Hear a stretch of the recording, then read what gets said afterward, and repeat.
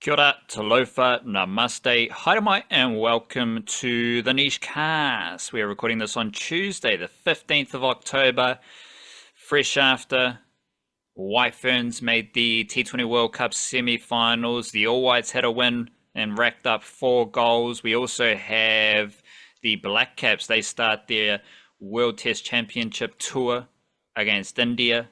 5 p.m. tomorrow. Loving these time zones for the Blackcaps cricket.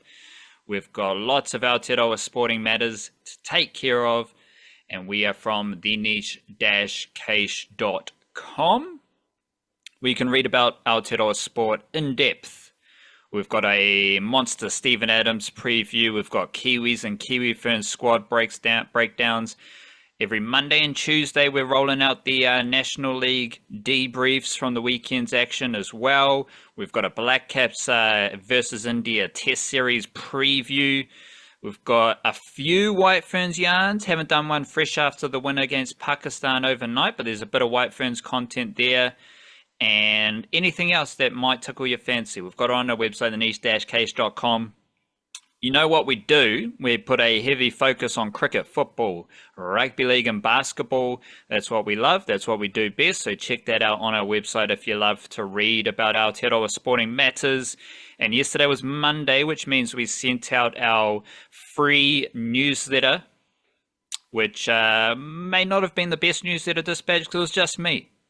It was just me because my comrade here, Nick, was actually commentating on the All Whites victory. So given that the All Whites haven't necessarily scored a lot of goals, and then they scored 4 goals against Malaysia at North Harbour Stadium last night, maybe you put the goal scoring juju.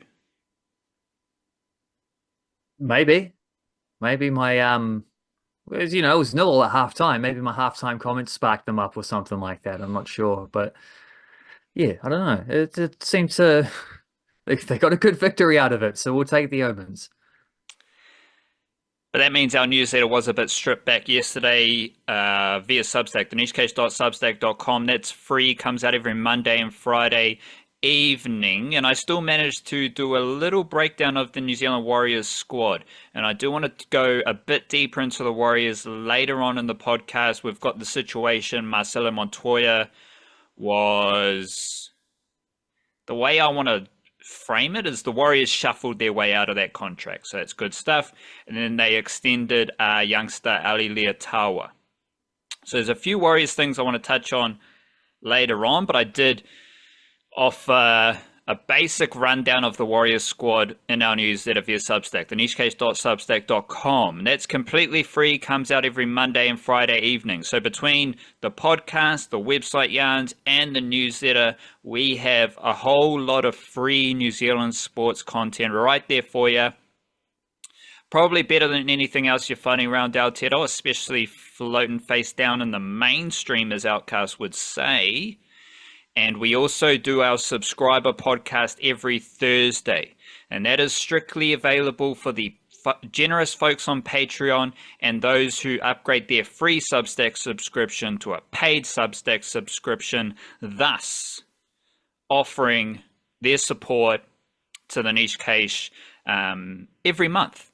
But every week, returning the favor to the generous folks funding our mahi, we offer a subscriber podcast. And we record that on a Thursday, which is going to feature, I think this week we'll be bouncing after the first day of Blackcaps cricket in India.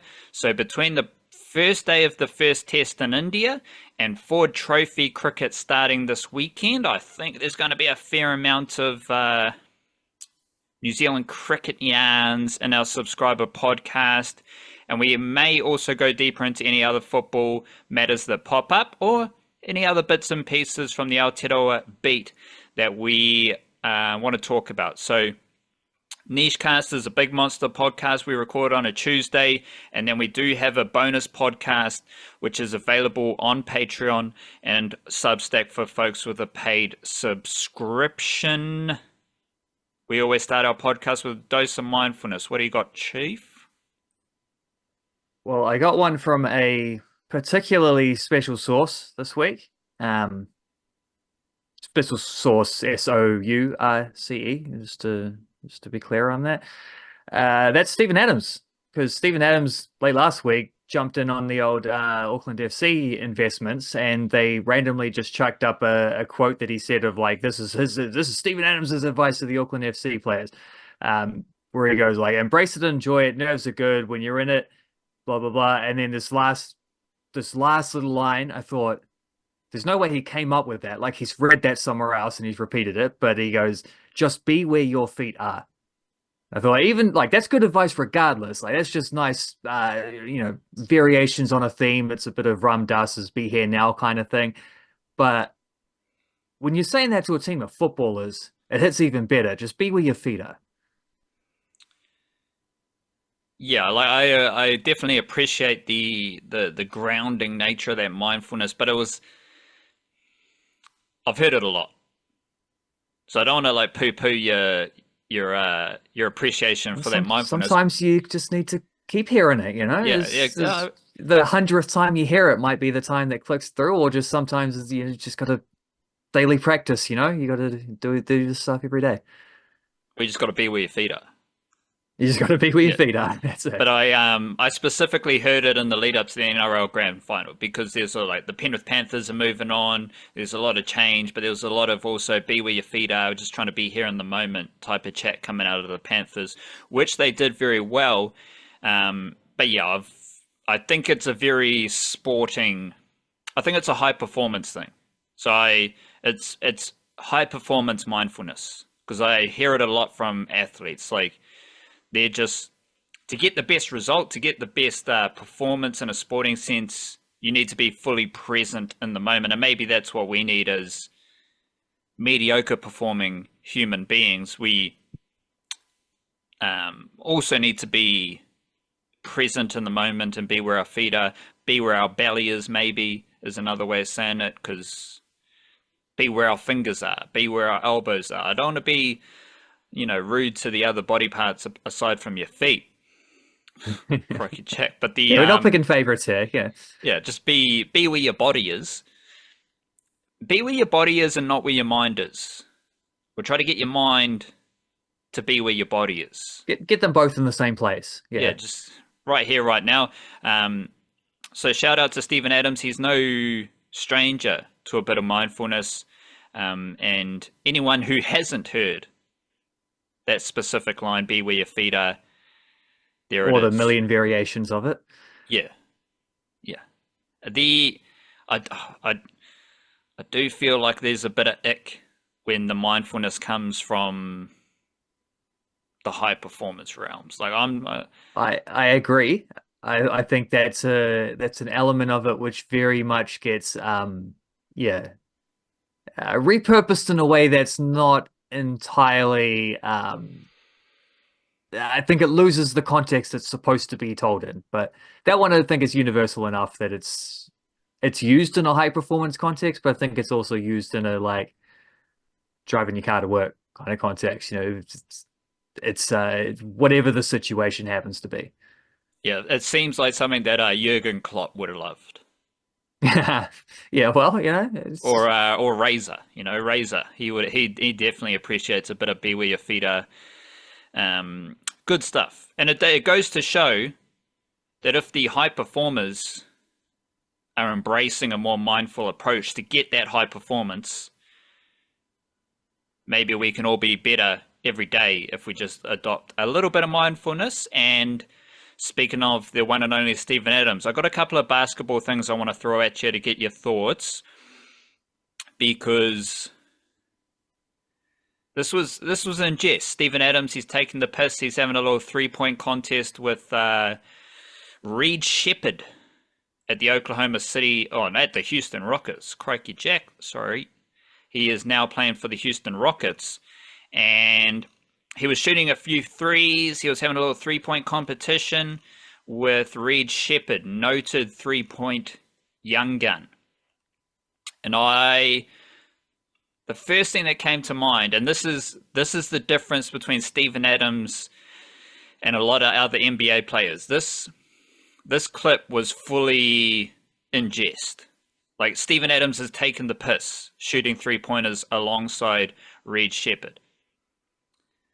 but it kind of served the same purpose as a lot of other NBA players who they suck at shooting three pointers, but in the off season they're uploading all these clips of them shooting three pointers, and then they still suck at shooting three pointers. And a lot of the times it is big men who need to learn a new skill. And I don't think there's anything else like this in the world of sport. Because like there's no thing where like outside of the regular cricket season, folks are like uploading clips of them banging sixes, and then they come out and they're just playing the leave all the time. Or like rugby, yeah, this season I'm really working on my fend, and I'm just uploading clips of me fending trees and whatnot, and then I never fend in the NRL.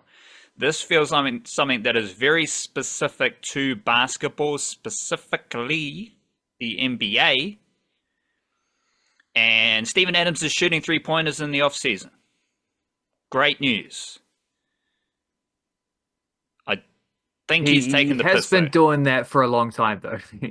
There's usually someone manages to find a shot of him shooting three pointers. You're right. He doesn't. Well, he's not really a self promoter anyway. He's not out there throwing these things up. And yeah, I don't know why, but as you're describing the alternatives, I was thinking like I had visions in my head of Glenn Phillips putting up photos of like video of him working on his deucer or something like that. I thought, but you know what? If Glenn Phillips worked on a deucer, I think he'd actually have a really good deucer, and I think he would bowl it in games. It wouldn't just be a marketing tool. But yes, standard Steven Adams activities there. It's good from the big man.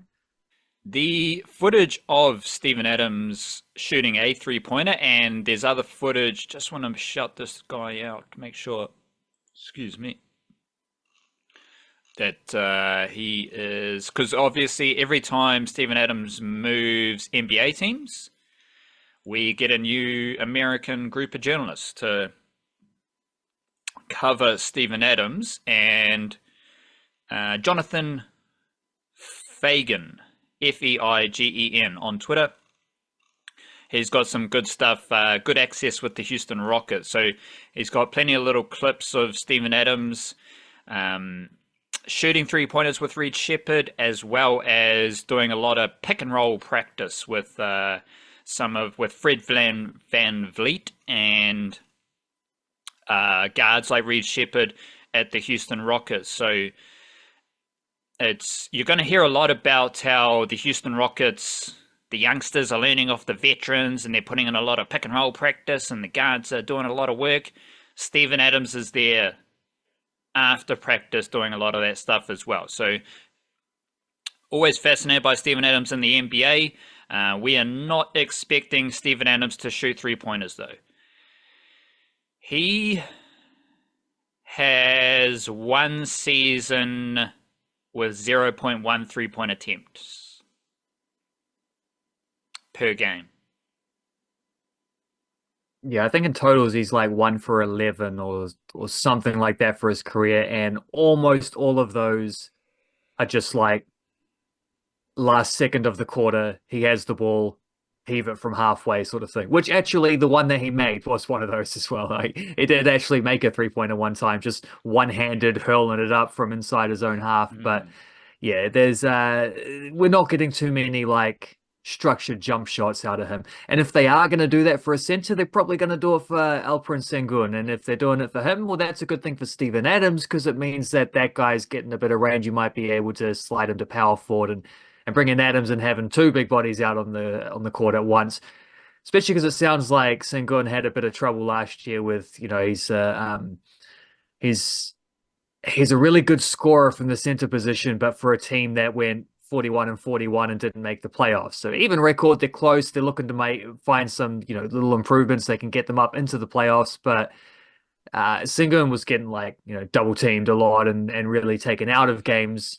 And he is pretty big, to be fair. I think he can probably hold his own physically, but that doesn't mean he wants to do that. Like you hear that from Anthony Davis a lot, where it's like he always wants to play power forward because he feels like it's not that he can't play center, and often the underlying stats suggest he's probably better at center just because of his scoring ability. But then also it means he has to defend at center going up against guys like Steven Adams and more pertinently like Joel Embiid, or just massive people who are going to bruise him. And that takes away from the offensive side of things. So there are some angles for getting Steven Adams out there with the first unit as well, though we are mostly expecting to see him as a bench player, but the kind of bench player where like you got Steven Adams playing in your second unit, you leave one of those guys from the start, whether it's Van Vliet, whether it's Jalen Green or whoever, there's your two-man game.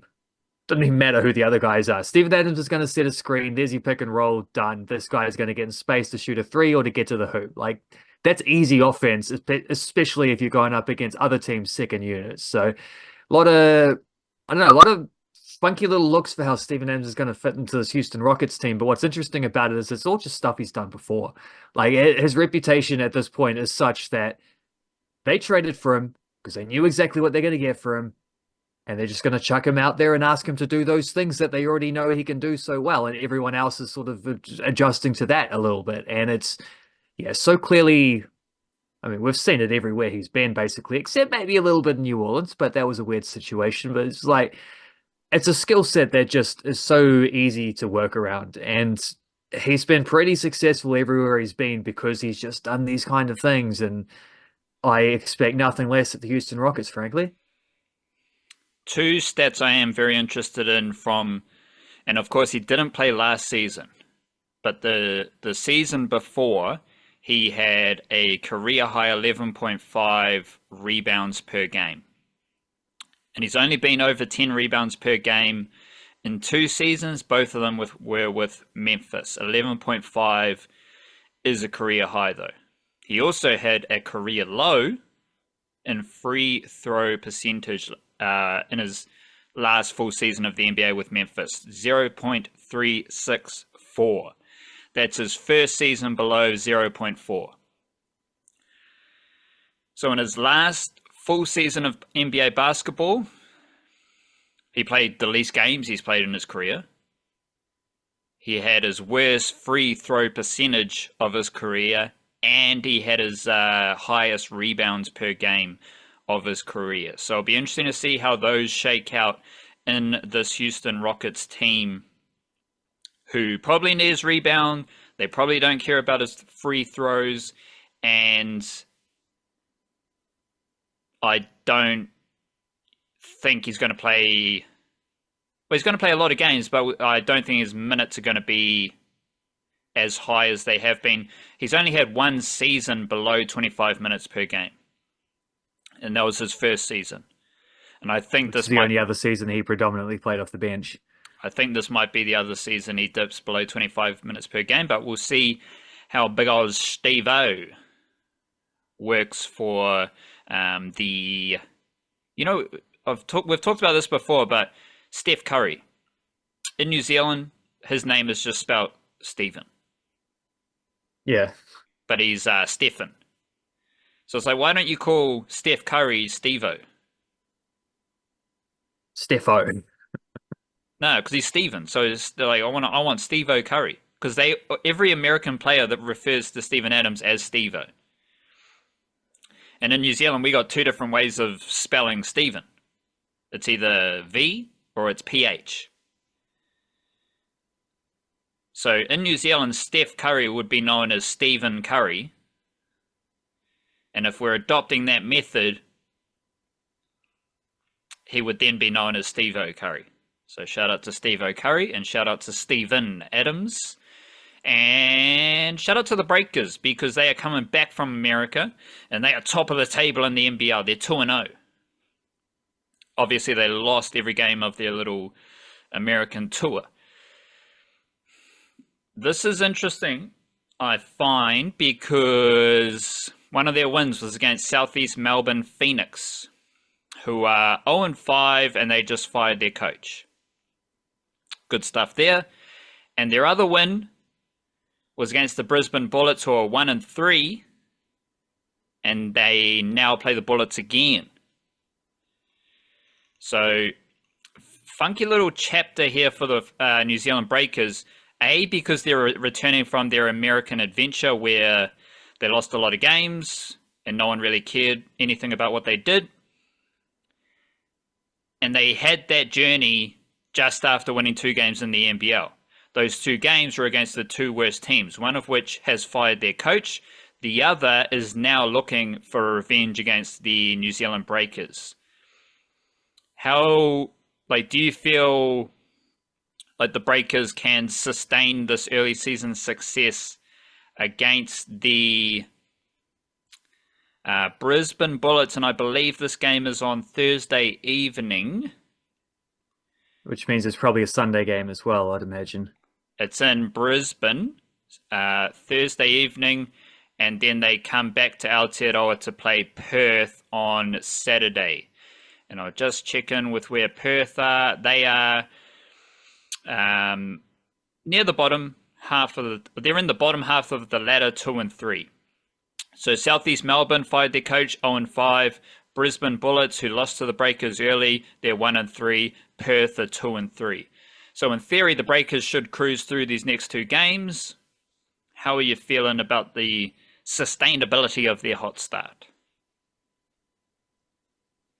Their hot start, but also like they've won their 2 NBL games and they've lost all 8 other exhibition slash friendly slash preseason games that they've played under, in this sort of That's just priorities. season, which is, I guess so. I hope so, but it is an interesting dynamic is that they seem to lose every time that it doesn't matter, but they have won the 2 games that did matter. So that's nice for them. But you're right. I don't think that NBA tour got much focus. And then the gimmick that they did to try get some focus of bringing in Taco Fall, then he got injured and didn't play any of the games. Oh, well, that didn't work. But I mean, it's probably better for the team to actually get to use your actual rotation to some extent. And there were some decent minutes in some of those games for like the Kiwi development players as well. So that kind of stuff was pretty cool. That's helpful. Even though they got thrashed in all the games, but what do you expect? NBL against NBA. Even when the NBA teams aren't trying, they're still going to be very good. The problem with this is the obvious one is that you've just gone and played 3 games in a short space of time with big travel back and forth. And now you've got to go straight back into your actual competition, the serious games, with a double header. Like, this is exhausting. And one thing we have seen from Petteri Koppinen as coach so far is he does rotate things a little bit. He's used like a 9-man rotation, perhaps even more, and he's given good minutes to pretty much everyone who's getting out there. So he's not necessarily relying on anyone except maybe Parker Jackson Cartwright to play excessively. So that will help things compared to a coach who likes a 6-man rotation with a couple of guys just for spots here and there. But it's just, there's a reason they're the only team that went over to the NBA to do this season. Like, other teams tried it and were like, this is just, when it's clashing with your regular season, those are also priorities. And the Breakers' priorities from a marketing and ownership perspective maybe aren't the same as the coach and playing perspective, but we'll see what they get up to in these ones, because it is quite interesting. And their rematch with the Bullets will be funky because the Bullets were quite terrible in that first game. And one thing the Breakers did really well was they minimized Tall Black center Tyrell Harrison. Really didn't let him get up to a lot. He had a few turnovers and he just wasn't quite getting the touches where he wanted, partly because Sam Meninga had a career high scoring night and he was shooting 3-pointers and stretching him out. But Harrison's been pretty good since then. Like, he's getting back to, especially on the weekend, I think he had like 20 points and 17 rebounds or something crazy along, in that vicinity of a kind of stat line. I don't expect him to be that bad again. I expect him to be pretty good when they rematch, and seeing how those adjustments are made. The fact these 2 teams have already played each other and the fact that the Breakers will probably be a little bit tired as well. It's not the worst thing just to chuck it to your big man and really make them work for it kind of thing. Get Harrison involved. Lots of touches. Getting a little bit of that sneaky passing that he's flexed a little bit in here and there so far in his career. But then to have to back that up also, they're going to have a few of these double game weeks. Everyone gets a few double game weeks, but they're going to have more because they've missed a couple games. Other teams have played up to 5 games, I think, on the table now, and the Breakers are sitting there with 2 games played. That means more double headers. That means more short turnaround. That probably is going to mean more injuries and stuff like that. So it's given them a lot of things for their coach to have to figure out now. And we get to see how that balance is going to work from this weekend onwards. It will be an interesting one. hard and fast prediction. Do you think they are 4-0, 3-1, 2-2 after this double banger of games coming up? The safe bet's probably 3-1, just saying they split it kind of thing. I will say I think they're more likely they'll more likely be 2-2 than they will be 4-4 is what I suspect. But then again, I didn't think they'd win their first two games. Although, as we've seen, turns out those were quite favorable matchups when they happened. But yeah, there's bullets are coming around a little bit. They have won one game since then. NBL basketball, it's also not the NRL, so I'm sure you can play two games of basketball in a week. Like, this is completely ignorant from my perspective, haven't played top level basketball, but I'm sure these athletes can get through two games of basketball in 4 or 5 days. And I'm also 1,000% confident that the New Zealand Breakers ownership would have paid for first class tickets to and from America. I'm sure they would have hyperbaric chambers and oxygen and sports science at the elitist level, high performance, mindfulness, and travel to make sure that the Breakers can go back and forward to America and maintain their exceptional standards. I am kind of taking the piss in my confidence of that happening, but we'll wait and see. Like, who knows? They may be 4-0 and then we just look like silly buggers. Good little, yep. Well, I noticed it's a Thursday, Saturday turnaround as well, isn't it? So I was just assuming it would be Sunday, but it's not. The advantage is that the Perth Wildcats do have to do a lot of travel themselves to get to assume Auckland, Spark Arena. Yeah, there we go. The disadvantage, because like, can they play two games in 3 or 4 days? Of course they can. The trick is when the other team isn't playing two games in 2 or 3 days or whatever. You know, the Perth Wildcats only have one game this week. The Brisbane Bullets only have one game this week as well. So they're able to actually prioritize these ones as opposed to the Breakers having to do the short turnaround against a team that doesn't have a short turnaround is where that becomes frisky. But I mean, yeah, they should be able to do it. It's just another distraction that they probably didn't need is the problem. And it's a self-inflicted wound as well. As we alluded to earlier, you were a commentator for the All Whites, which is a fabulous little nod for you. And that coincided with the All Whites winning 4-0 over Malaysia at the great, and similar Breakers. Choice of words there, yeah. Taking the piss here. Stadium of North Harbour Stadium, which the one grandstand did look very full. It's so strange to see a team like the All Whites, like a national team who are fostering a connection to the community. They are like, the fans are engaged. There's players playing in the best leagues around the world. Football is on fire in Aotearoa. We know that. We know there is a hearty community of football fans and strong football foundations in New Zealand. And then the game is played at a stadium that has one stand. And it's just always strange to see North Harbour Stadium doing stuff like that. But shout out to it, because it's the third concrete monstrosity in Auckland, which seems absolutely ridiculous, but it is what it is. And the All Whites had a win. Like, these are funky times. There's been a few funky times off the top of my head recently, because we've got a 4-0 win for the All Whites and the White Ferns are back in T20 World Cup semi-final. So it's a cool little period. Was it a 0-0 draw against Tahiti a few days ago? No, 3-0 win, but right. It felt like a 0-0 draw just because it was one of those kind of games. It was where Tahiti sat, 5-4-1 deep formation. Not only were they not pressing, they were basically running away whenever the All Whites got the ball. Like, they didn't want to engage defensively until well inside their own half, just compacting the field. And the All Whites got bit boring with just lumping crosses in there. And understandably, the pitch wasn't great, so they couldn't really do a lot else. You couldn't really go dribbling past guys. You couldn't really do a lot of short one-touch kind of movement off the ball stuff. Just wasn't the conditions for that. Also, afternoon kickoff in Vanuatu doesn't help matters, but Elijah just did score very early, so they were leading the whole way. It felt like a bit of a grinding affair. I think one of the messages I got was it felt like walking football. I think that was probably pretty accurate. But they did score a couple goals again in the second half. So 3-0 win, which wasn't fluent or fluid, but it was a win. It was what they needed out of that game, and too many extenuating circumstances to expect anything other than anything on the performance side of things or whatever. You just get in there, get out with the results. Sweet as they did that. Malaysia at North Harbour was much more the occasion to be able to actually play a little bit of football and put on some style points as well.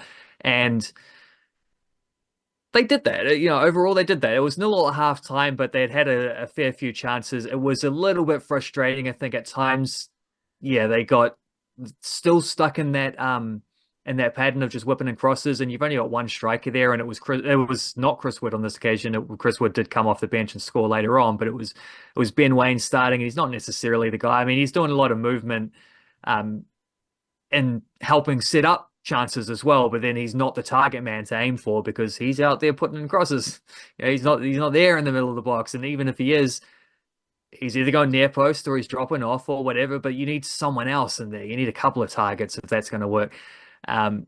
But Malaysia defended very well in the first half, and then I think once they conceded, they lost they sort of lost that little bit of extra whatever it was that was helping them just continually just swarm around, getting lots of blocks, bodies between ball and goal. So I guess you got to say good patient performance from the All Whites, who did create chances in the first half, maybe not quite enough clear chances, but once they did get a goal, they were able to run away with it. And important probably to see them being fairly ruthless. And people remember the games that they played in front of home crowds. Like especially if you're there, that's a lasting memory. And the All Whites do have a reputation, very well deserved, for not being able to score a lot of goals. So if you can turn it on for your home crowd, you can show them that you've got those capabilities, then there you go. That's goes a long way towards helping these things. And it was a winnable game against the non-Oceania opposition, and they won it. And they won it fairly comfortably. So it was good, solid stuff. They ground things out as they could in the first half, maybe made a few necessary adjustments in the second half. I'm not sure exactly what that might have been, but it might simply just have been a case of staying patient and stick with it. The goal's going to come. We're creating chances. And when it did, they capitalized. And then they continued to capitalize. So it was a good solid evening in the end for the All Whites there. Ultimately, they did win these two games 7-0 combined tally. So that's pretty decent for an All Whites team who, as you said, have struggled to score goals. And each one of the goals against Malaysia was like it doesn't sound like this was the case in the first half, but each one of the second half goals was just a well-taken goal. Chris Wood at the back post pounces on his opportunity. There was Matthew Garbutt slotting it in the bottom left corner, I believe. All goals had great build-up as well, which is a good sign. Elijah just knocking one in as well. And then we had Logan Rogerson just blasting one in from the edge of the box and a delectable finish from the Auckland FC player Logan Rogerson. Off the top of my head as well, A-League starts this weekend, so maybe we'll preview the Auckland FC Wellington Phoenix games on our Thursday subscriber podcast. Let's add that to the sub-pod menu. Who was your best player for the All Whites across the two games? Well, I like your point on the build-up for those goals as well, because there were some nicely taken finishes, but they're also the moves to get to them was slick. And yeah, Libby Cacace with a couple of assists. I think that was pretty influential. Set up the first two goals. He had a big game, making sure he was, getting as far forward as he could up that left wing. Yeah, he was very solid. I would say Elijah Just was excellent, just playing through the middle, but sliding side to side, creating overloads, just getting involved, lots of touches. He played a gorgeous ball through to Costa Barbarouses to set up. I think it was the Chris Wood goal. He just slips him in down the sideline and he chips it over to the back post where Chris Wood was lurking exactly where he needed to be and then managed to contort himself in midair slightly as the keeper got a touch on it. Um, that's just Chris Wood, poaching striker, knowing where he needs to be and knowing how to get that ball in the back of the net. He had one or two other chances he might have added to that as well. Um, so yeah, Elijah Just was very good. I thought Marko Stamenic's control in the midfield set a tone from the very start and was pretty excellent. And although they didn't have a lot to do, don't think there were any feet put wrong by Michael Boxall or Tyler Bindon at centre back either. There was just a couple of times where they got caught out, not them getting caught out, but the team got caught out just with Malaysia trying to hit on the counter attack, and those two were exactly where they needed to be. A couple of good interventions in there, just nice solid stuff. They scored 7 goals across these 2 games. They also didn't concede any goals across these 2 games, so that's something else that the coaches always love clean sheets. I think clean sheets are overrated sometimes, but you take them where you can get them. That's good stuff. There were quite a few good performers there, in there, but yeah, I might lean towards Elijah Just if I had to pick out an absolute standout. Although Cacace and Stamenic should be there up there with him. Well, just for those three, quickly, what are they up to in the Flying Kiwis department? Elijah Just is on loan, but probably a loan that'll turn permanent, I would imagine, with SKN St. Pölten in the Austrian second division. Recently scored his first goal for them. He's actually scored 3 games in a row. He scored his first goal for them before the international window, goes and scores against Tahiti, then he scores against Malaysia. So he's in good form. He looked excellent in that St. Pölten game as well. So quality from him. It is a bit of a weird move. He went from Danish second tier to Austrian second tier, and the Austrian second tier is formatted in a way where it's actually quite hard to get promoted. I think there might actually only be one team that goes up, and it doesn't look like it'll be St. Pölten. So he's not necessarily gone in an upwards move, but it at least footballing wise so far, it seems to be a nice fit. So that's also important. It's just, can you play good minutes? And if you're going to play in a league which maybe it's not as challenging as it could be, well, okay then go and dominate it. Bunch of goals, bunch of assists, and so far so good on that count with Elijah Just. Cacace still at Empoli, where as far as I know, he's coming up to an expiring contract, and nothing's been done about that yet, which is interesting. It might just be he doesn't want to sign one. He's sitting on the bench most games. He's only played 104 minutes in Serie A. He is the backup left back behind Giuseppe Pizzella, who, well, he was the backup left back behind him last year too, to be fair. But Pizzella last year broke his foot or something like that around about this time of the season, actually, and then missed 3 or 4 months, which gave Cacace a good opportunity to get plenty of minutes in there. Hasn't broken for him like that yet this season. Empoli have been in very good form though, and he's done well when he has gotten little space opportunities. So far off the bench, he even played as a winger one game.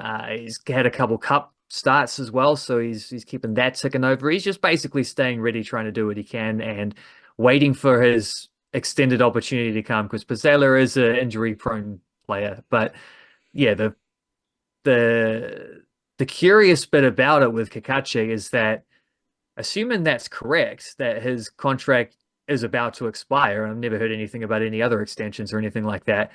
Well, once you hit the last 6 months of your contract, so that'll be January 1st onwards, you're actually allowed to negotiate free transfers for the next season outside of the country that you're currently in. So he couldn't negotiate with Italian clubs until after his Empoli contract runs down, but he can with foreign clubs.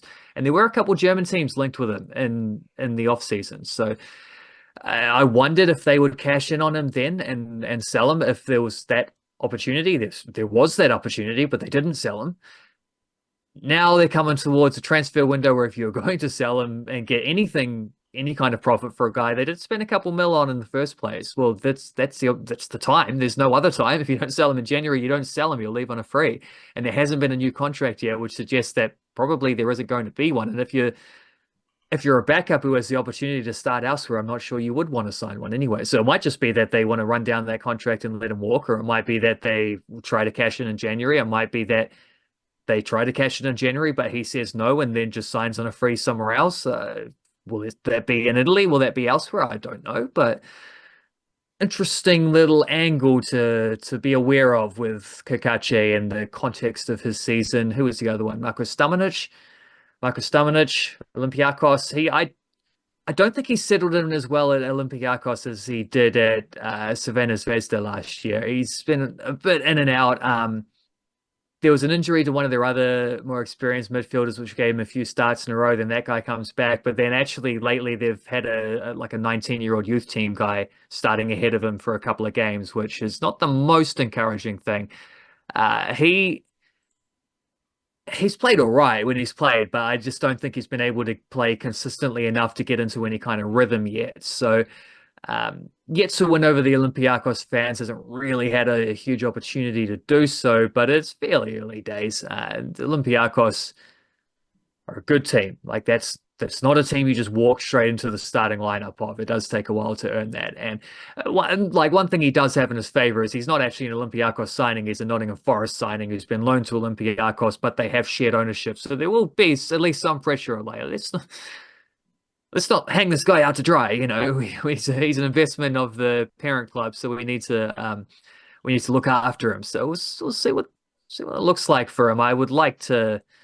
He's good enough to work in and be a consistent starter for Olympiacos, but it just maybe a little bit too early to have expected that to happen so far. I don't know. And what's your pick of the biggest, most important nuggets from the New Zealand National League over the weekend? Aside from Um, flares being around the Kiwi footballing traps, did like to see a bit of ruckus in New Zealand football. yeah, they set off two at once at the Wellington Olympic game, and then they scored again straight away, and there were no flares. So it's just you should have had more confidence in your boys. You should have waited for it. But I mean, the Wellington Olympic, to be fair, hadn't scored a goal in their first two games, which was rare. And then I was reminded that they actually didn't score in their previous game either, the Chatham Cup final, which they won. There was an own goal in their favor. So, I mean, I guess you'd say they scored. They had a goal, but they didn't score at one of their own players. So, just a little bit of a drought there from the top scoring team in the country, like the most ruthless, brutal attacking team going around. They got caught out a little bit there, but they managed to put four past Eastern Suburbs to sort back into form. Auckland City got held 1-1 by a Kashmir Technical. It was an interesting one. And it was actually Auckland City completely dominated possession and had a bunch of chances and probably should have won. But Kashmir Tech had a runaway right at the very end, last play of the game, and there was a big appeal for handball against Adam Mitchell. I thought the arm was tucked in just enough to be understandable. And I think you're a brave referee if you give a 94th minute penalty against the team in a 1-1 situation anyway for a handball that's not completely obvious. But yeah, I understand also why the Kashmir Tech guys thought that they should have got something for that. So that was a fun game. Kashmir Tech just sitting in and defending very well and frustrating Auckland City. But the real funkiness this week absolutely came on the women's side of things, and more than anything, it was a game between. Well, there's a couple good games. I mean, Eastern Suburbs had a heap of chances against Waterside Karori and were just consistently frustrated by Annie Foote, the Karori goalkeeper, who just made save after save after save after save. And then with 10 minutes to go, Karori go up the other end, win a penalty, and then win 1-0 away from home. So great result from them. Wellington United also had a big win against the Phoenix Reserves. The Phoenix Reserves haven't been very good. Their first team's only just started preseason, so they're still at that stage where it's like everyone needs their opportunity. They haven't sort of whittled down the squad into starting 11 bench and then rest of the players who are free to go play National League, like how the men's team have done, where you're seeing 4 or 5 contracted first teamers, mostly the scholarship guys, but not only the scholarship guys, getting minutes in the men's reserves. Not seeing that for the women, and they've lost a few of their best younger young players to the Under-17 World Cup, which is about to start in a couple of days. I think it's on Thursday is New Zealand's first game there. So the Phoenix women reserves have not been very good. They've been just leaking goals left, right, and centre. Wellington United smashed them on the weekend, 4-0. So pretty comfortable there. But point being that Wellington United and Waterside Karori are both undefeated and with near the top of the table. So they've both been excellent. I do not think either of those teams should be underrated in any way, just in a way that might otherwise have happened because like Canterbury Pride, people know the heritage of them, even though they're not at the level they had been a few years ago. Um, Southern United made the grand final last year, so a couple of those federation teams, people know what to expect from them, and the Auckland teams are always expected to be up near the top. Those two Wellington clubs, they they can compete with anyone. They're hanging about. They've looked superb so far. But the game of the round was it was West Coast Rangers against Canterbury United Pride down in Canterbury at English Park, where West Coast Rangers last week had done this, like they're 2-0 up at halftime against Western Springs, absolutely crunching them, could have been 4-0, found themselves hauled back to 2-2, largely thanks to the genius of Rina Harano, who also had a superb game for Western Springs again this week, and then scored in stoppage time to take the lead against Western Springs, but then conceded straight after, like scored like a 93rd minute goal and conceded straight afterwards at the last kick of the game to draw 3-0. So devastating for them 2 weeks ago.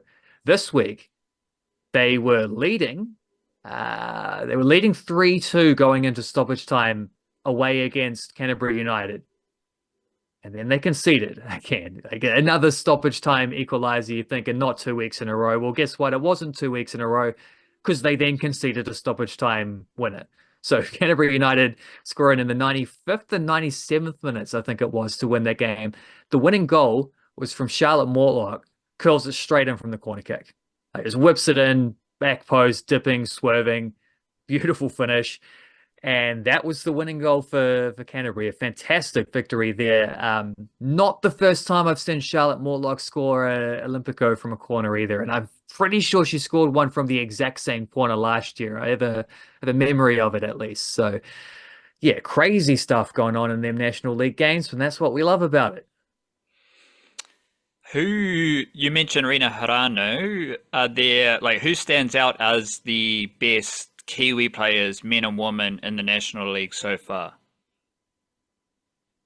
Women, I don't think people will be surprised when I say Chloe Knott has been just superb throughout the first few weeks for Auckland United. She just playing as a midfielder, but pushing forward into a attack quite a lot, just getting into great areas, linking up beautifully, just a menace on the press. Like, it's stepping up and helping out the forwards and just winning tackle after tackle after tackle. It's very clear that she is a level above National League, as is proven because she was played a lot of A-League games up until very recently. And if you're putting together an Auckland FC women's team next year, as they will be, surely that's one of the first people you call. She's also got the leadership credentials and the experience on top of just being superb for Auckland United. She's been brilliant.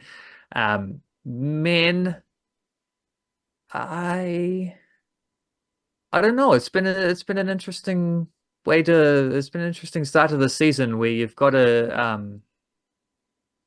like Auckland City are up at the top, but other than that, you've seen like Wellington Olympic have dropped some points, and a few of these other teams have been up and down. Like Kashmir Tech have already, as well as getting a draw away at Kiwatia Street, they've had a 4-0 win and a 4-0 loss. So they've gone all over the place with their results. I'm not sure who I'd pick as the standout Kiwi player from that.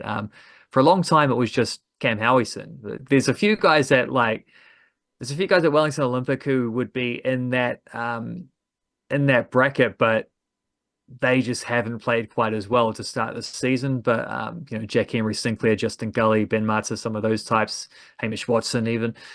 I'm gonna have to defer on that one, or at least check my notes and have a Favorite player, like who you need to watch, Well, he's not Kiwi, but Garvin Coughlin is the best player, full stop. So we'll clear that one up. This seems like a good opportunity to hype up Stipe Jukic again, though, because he's been pretty handy. He was shut down quite nicely by Kashmir Tech. But I'm not saying he's the best player in the National League, but he might have the highest potential. He's a yeah, he's a maniac. What I love about him is he looks, because obviously he had a superb game in the Chatham Cup final. He's carried that form on into the National League. Although Kashmir Tech did as well as anyone at shutting him down. But even then, there were a couple of spare moments. Like he didn't have a great game overall, but there were moments where he would just like burst past the defender and create something. Um, he can dribble, he can do the skill stuff. He's a good finisher, but also, and he's pacey too. But also, for someone who's like doesn't turn 18 for another couple months, he's actually real strong too. He's tall and he's fairly bulky. And there was against Wellington Olympic last week, there was an instance where he like backed into a defender, and when the defender's going up for a header and sort of like flips him over a little bit. It's kind of a dirty play, But at the same time, I'm thinking, okay, I don't want to don't want to don't want to encourage this kind of behavior, but at the same time, if a 17-year-old is out there asserting himself like that, that feels like an overall good sign, even if it was a bit of a scummy move. But he's dropping shoulders on defenders, he's holding dudes off, he's strong, and for his age to have that much of a complete package is pretty insane. Seems quite insane that the White Ferns are in the T20 World Cup semi-final, but it's not. And I believe, I actually had to do some research because I was working through and I was like, first game against India, they win. How do they perform against India usually? They usually win. Then they lose to Australia. Didn't need to check the stats, but I did. And they usually lose to Australia. That's all right. Then they beat Sri Lanka. I was like, feel like we usually beat Sri Lanka. They usually beat Sri Lanka. And then they played Pakistan this morning. And I had to check once again. How do they usually go against Pakistan? And they usually beat Pakistan. But they did lose to Pakistan in New Zealand last summer. But they are the only two losses that New Zealand has had in T20 internationals against Pakistan in women's cricket. And then I combined the White Ferns T20 international results against India, Sri Lanka, and Pakistan. And it came out as 33 wins and 7 losses. So the White Ferns, they are dominant against India, Sri Lanka, and Pakistan. And guess what? They are the 3 teams they have beat to get to the World Cup semi-finals, T20 World Cup semi-finals. And there's still some iffy White Ferns matters going on here. There's still some weird selections. Maddie Green's averaging 7.5 in the T20 World Cup. There's not a lot of whacking going on. No one's got a strike rate over 130. They've only hit 2 sixes. There are some holes that I feel like I can poke in the White Ferns T20 team right now. But that would be a bit too negative, Nelly. We've got to keep it positive because the White Ferns are in the T20 World Cup semi-finals. And that's a pretty epic achievement considering they haven't been a very good T20 team. And again, we got to go back to that T20 series loss in New Zealand against Pakistan last year because they lost 10 T20 internationals in a row. But that was against England and Australia. And if we're being straight up and down about it, a full steak and cheese pie, the way women's cricket is,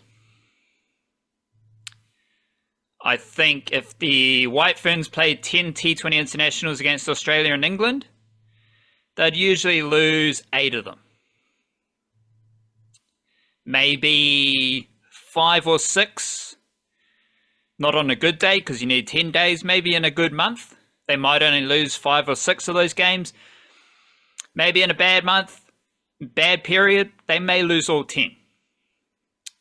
But it's not really super duper surprising that they lost 10 games in a row against Australia and England. The issue was that before that, they lost the T20 series in New Zealand against Pakistan, as well as a lot of other losses and a lot of other weird decisions.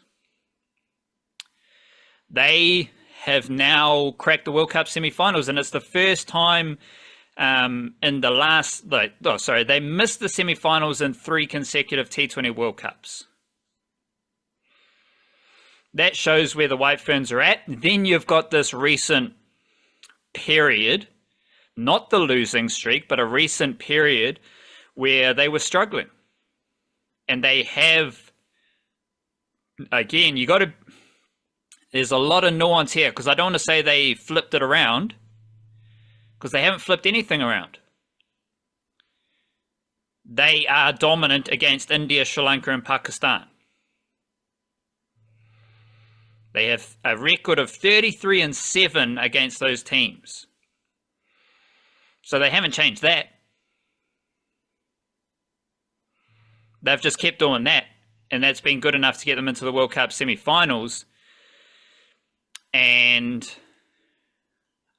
we don't know precisely who they're going to play in the World Cup semi-finals, but their semi-final will be on Saturday morning in Sharjah, where they played Australia and Sri Lanka in group stages, and they'll either be playing, it looks like they're going to be playing England, because England will finish first in Group B by the looks of it. They now play West Indies. That's where we got to hold fire to see if the White Ferns can upset England in the World Cup semi-final, because that's what it will require. But if that will be a genuine flipping around of White Ferns T20 cricket, because they have consistently been rolled by England. And this is how the women's cricket landscape is. You've basically got Australia and England, and then there's a tier of New Zealand, South Africa, maybe India. I do have a few weird vibes about India. I don't want to, I'm not a global cricket pundit, so I don't want to break down India, but I've seen a few weird things about India. They seem to be a bit big for their boots. Whether it was the situation against New Zealand where you had the run out, not run out, they were carrying on a bit excessive. All their appealing borders on intimidation. They're just running at the umpire, and it's bro, just chill out. You might not be as good as you think you are. But then I was watching them play against Australia, and India, when they were fielding, they had their squad members around the boundary to pick up the ball and throw it back to their players. And I was like, T20 World Cup, they've got little ball kids, that's cool. And then I saw it again, I was like, wait, they're all in Indian uniforms, but they got their bibs on. Okay. That seems a bit over the top. I'm sure your player can walk another 5 meters to pick up the ball. It's all good. They are professional athletes. They do have fitness and stamina. I'm sure they can manage that extra workload. And I was like, maybe this is just what is happening at the T20 World Cup. So in my mind, I was like, let's just wait and see what Australia does.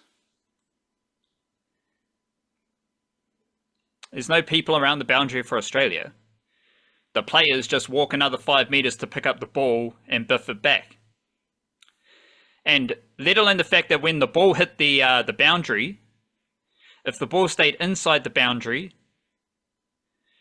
the Indian squad members, whoever, they didn't pick the ball up. So there must be some rules or regulations about their involvement that they can't touch the ball on the field, but they can touch the ball once it goes over the boundary rope. So all these things are stacking up, and I'm like, and then I remember the White Ferns record against India, and I want to let me be specific here. I'll just have to work through it, pull it up. And all these things were stacking up, and I was like, wait, you guys, the Indian women's team, you seem to think you're a lot better than you are. So I have enjoyed the White Ferns beating them and knocking them out of the T20 World Cup. But yeah, so the White Ferns are 10-4 against India in T20 cricket. It's comprehensive. So you can talk all you want about India being a powerhouse of women's cricket. I don't know if they're as good as the White Ferns are, definitely not in T20 cricket, and that's evidence in the game they played in the group stages. It's evident in their complete record, and it's evident in the White Ferns making the semi-finals, India not making the semi-finals. And I also pulled up the ODIs. The White Ferns are 33-20 against India in ODI cricket. So myself, maybe casual cricket fans, we do have this perception of India, the women's team, as being a behemoth of women's cricket. But I don't know if they are. And I'm saying that based on what I've seen from India at this T20 World Cup and their behavior and a lot of the goofy things they're doing, I'm saying this with a bit of, I'm chuffed to say this. They're carrying on a bit. Whereas the White Ferns, they just got the job done, went into the T20 World Cup semi-finals where they will probably lose to England, but I'm not fussed about that. We have poked a lot of fun and holes in the White Ferns setup. Obviously, Craig McMillan is the saviour of White Ferns cricket. He comes into the team. First and foremost, they keep losing. And then they get into a T20 World Cup. Maybe it's a big stage mecca. Because Craig McMillan comes in, and now they're in the T20 World Cup semi-finals. Crikey, Jack. And he's turned Georgia Plimmer into one of the best batters of the tournament. She's been absolutely brilliant. I haven't seen a lot of the tournament so far because it's been a hectic time for me, as you understand. But I watched the entirety of the Sri Lanka game, where she scored 50 and set up a victorious run chase. And it was like, that's just fantastic batting, It's a little bit of power when needed, but also being able to turn the strike over and just consistently score runs. It's like, this is awesome. And Georgia Plummer's always had that kind of potential, but she very obviously just got chucked in at the deep end of international cricket and was told, figure it out, or we don't trust you to learn this stuff at domestic cricket for some reason. But figure it out at the international stage, and she's been out there battling with an average hovering around 10 to 12. But frankly, it started with that series against Australia, didn't it? When she scored a 50 against them, got a bit of confidence, and now she's carried that into the tournament and it's been fantastic. So yeah, maybe genuinely, no tongue in cheek whatsoever, Craig McMillan might just be a good batting coach. When you think about the period that he was with the Blackcaps as well, was one of their better spells ever in the history of the Blackcaps. They're great. It's easy to just look at Kane Williamson and say, fully formed product. He doesn't need coaching. He just needs someone to give him some throwdowns now and then. Sure, but to be fair, that Craig McMillan batting coach era with the Blackcaps also had a spectacular lower order. For example, some pretty good BJ Watling out there, who used to be a top order batter, turning himself into just a gritty wicketkeeper batter in the middle lower order. There's some good evidence stacking up there for Macca, to be fair. I'm open to it. Macca, yeah, I'd say yeah. All that Macca praise just made me lose my my train of thought with the White Ferns. But because you're talking about I'm still I still think the White Ferns, for the White Ferns to win games of cricket, it's the big three aren't the most important players. And we've kind of talked through this process. Like 5 years ago, White Ferns' success depended on the big three. And then it transitioned to, we've got a big four, because Matty Green was dominant. Matty Green is not dominant right now. In fact, it's kind of hard to justify her. If this was an ordinary cricket team operating in ordinary professional cricketing methods, Matty Green will be under immense pressure for her job. But this is not an ordinary cricket team. Matty Green is under no pressure, and that's all good. That is what it is. I'm not here to beat up Matty Green. But then we transition from the big four into a period where I am still believing that the White Ferns win games of cricket when players from outside the big three step up. And at this T20 World Cup, it's been Georgia Plummer.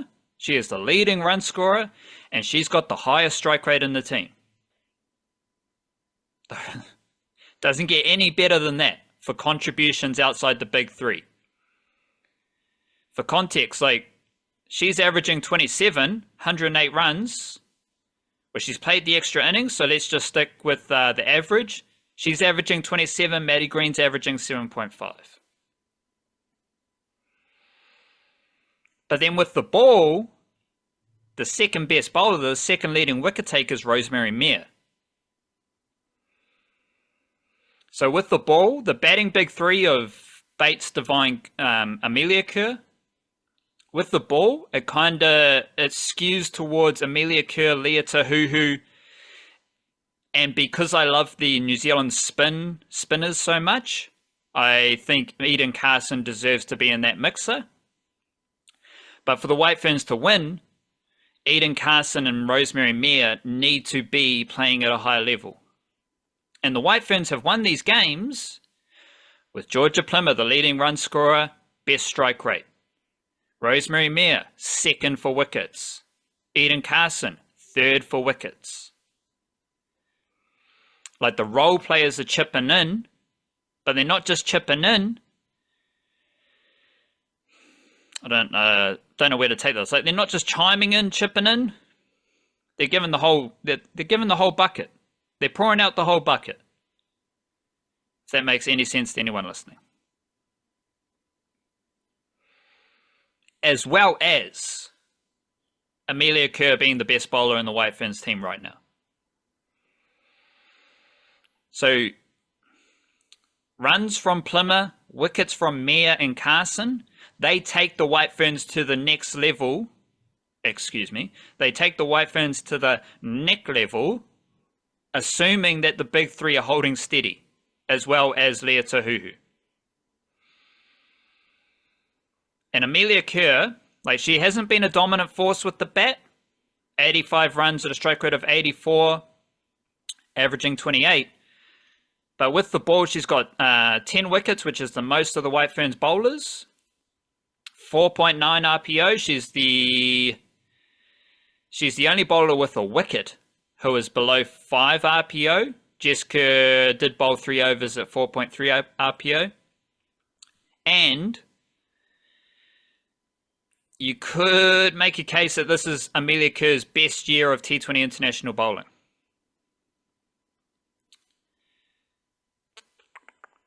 She's played 16 games this year. The only other year in which she's played 16 games was 2018. She took 12 wickets at an average of 29, 6.3 RPO. This year she's got 24 wickets, twice as many wickets, averaging 17, RPO of 7.1. And Amelia Kerr, she averaged under 30 in her first 5 years of T20 bowling. Then she blew out to 67.5 in 2021. She came down to 22.8. She came down again to 19. And this year she's averaging 17. So kind of the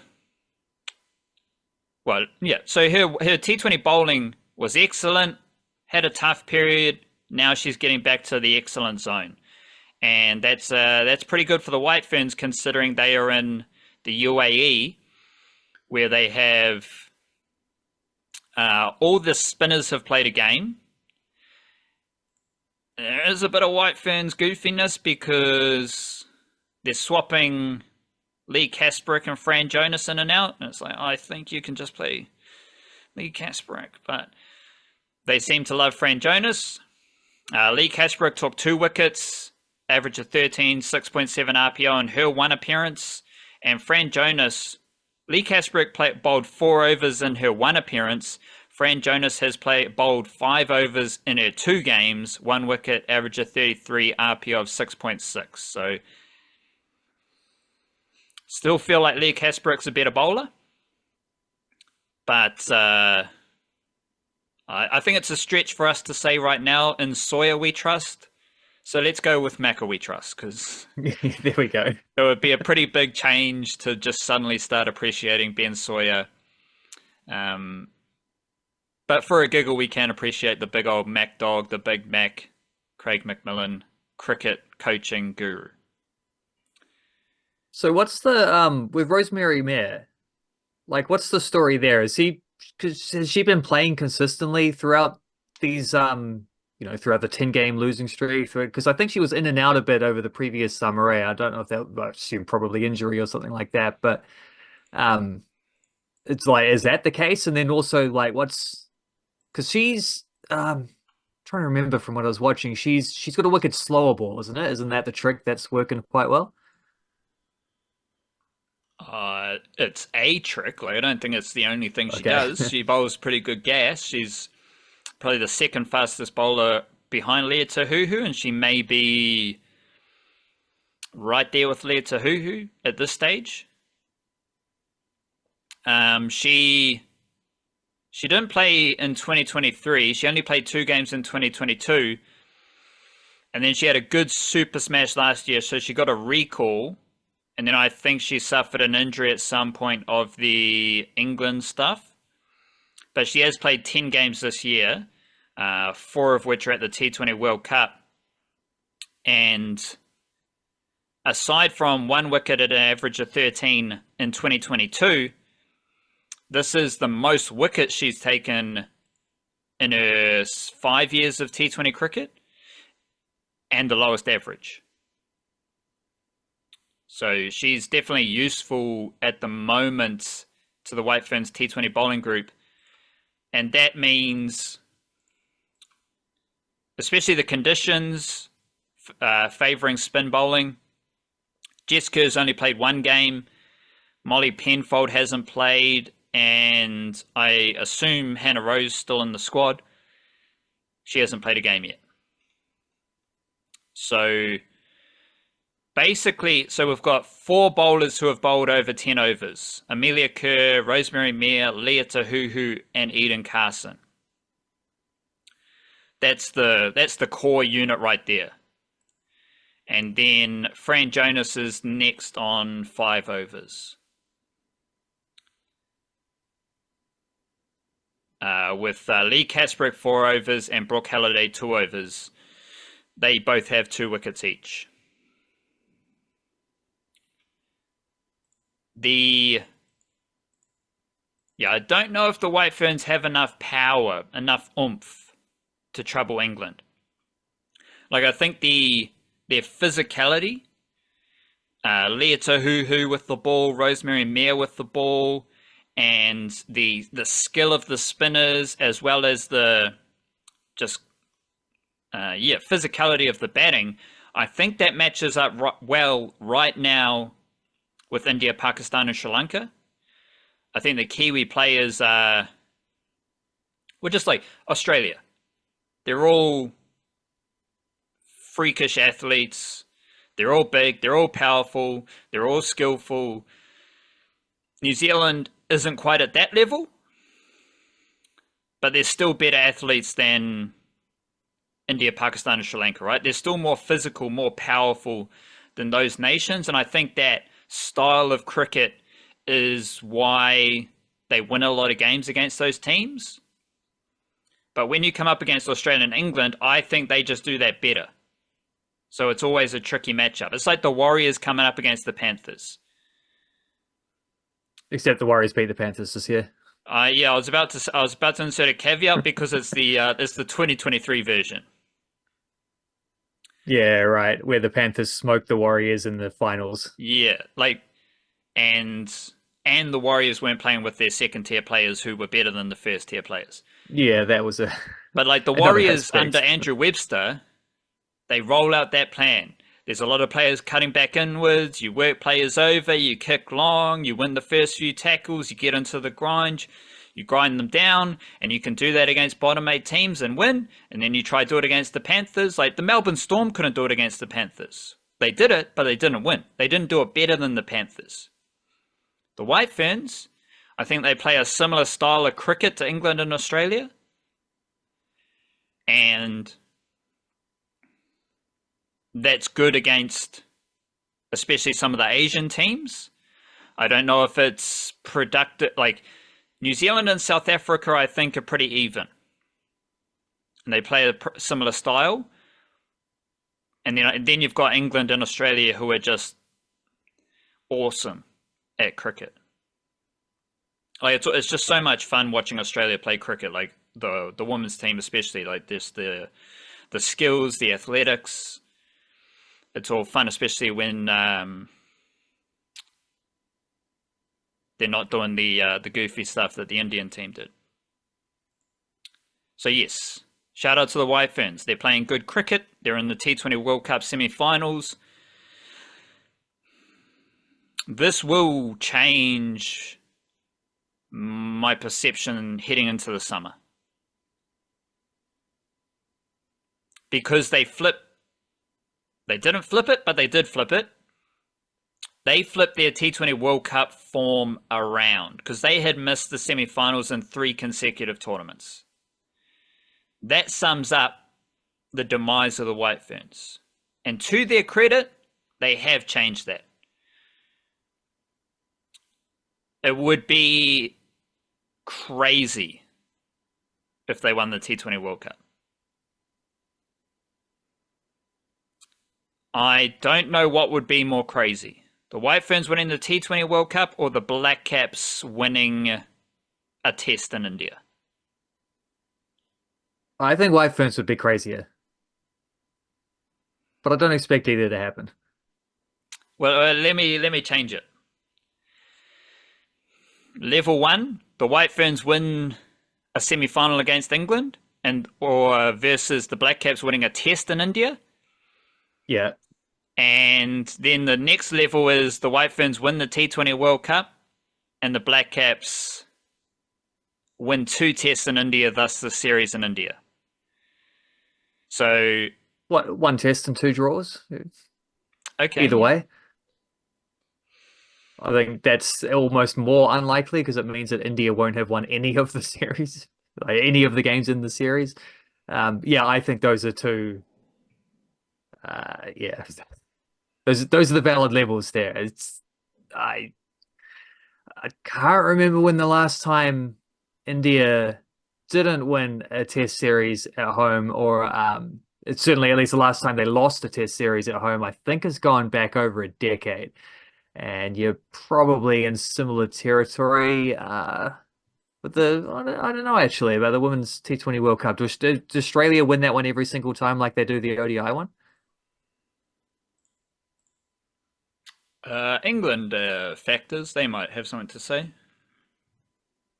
I'm not sure off the top of my head. The White Ferns definitely haven't won the last 3. Nope. But we do have the Test versus India starting tomorrow. Do you have that T20 World Cup record? West Indies won in 2016, England won in 2009, Australia won 3 in a row in between those 2, and Australia have won 3 in a row since and are going for 4 in a row. So they've won it 6 times. West Indies and England have won it once, but it's been Australia ever since 2018, 2020, 2023, trying to go again in 2024. they will be the big favorites, but yeah, England might do something. And hey, maybe the White Ferns will beat them both on the way. Who knows? Just like the Blackcaps are going to win this series in India. That's it's definitely in speak it into existence territory Yeah. because both teams, I reckon, need as much positive vibrations sent their way. Thankfully for our positive vibration dispatch center, they are kind of close to each other. You got the UAE, Blackcaps, and India, so at least you're sending your mana waves in the same direction, and they can travel the same to the same area. So that's convenient, weird stuff So right what there. you're saying is if the White Ferns lose their semi-final, we got to get Craig McMillan on a plane to India straight away. I mean, Macca might help Devon Conway average more than 15 in the World Test Championship, you know? Maybe the Devon Conway slump is the Craig McMillan effect.